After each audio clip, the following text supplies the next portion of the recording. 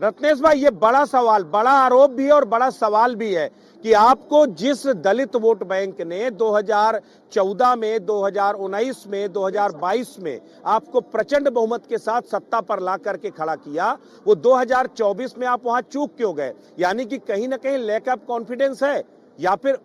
आप over confidence में रहे कि ये तो हमारे साथ ही हैं? कहीं ऐसा तो नहीं मिल्कीपुर में भी वही फैक्टर दोबारा रिपीट तो नहीं करने जा रहा रत्नेश भाई?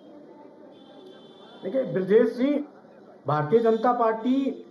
जो पिछली घटना हुई थी दलित समाज की बच्ची के साथ, उस समय भी पीड़ित परिवार के साथ खड़ी थी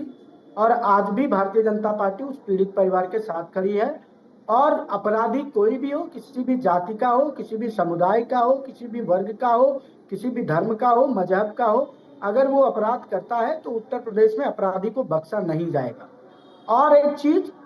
कहीं ना कहीं व्यक्तिगत स्तर पर, व्यक्तिगत स्तर पर भी कानून के पालन करने की जो नागरिकों में एक इच्छा शक्ति होनी चाहिए, वो नागरिकों का भी दायित्व तो बनता है। बहुत सारे ऐसे देश है जहां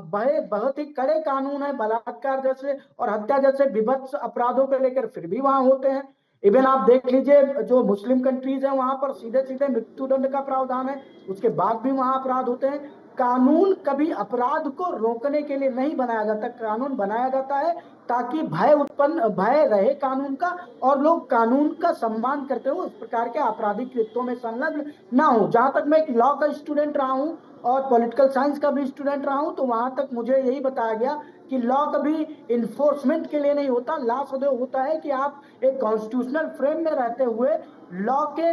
रिस्पेक्टेबल चलते हुए आप अपने कार्यों को करें, आप अपने दायित्वों को निभाएं। दूसरी बात ब्रजेश भाई, जो अभी दलित चिंतक जी कह रहे थे कि संविधान खतरे में है,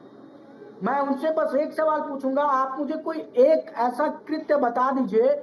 जो सदन में किया गया हो या संसद में ऐसा कोई प्रयास किया गया हो जिससे भारतीय संविधान की मूल अवधारणा या भारतीय संविधान के किसी ऐसे क्या कहते हैं प्रावधान को, जो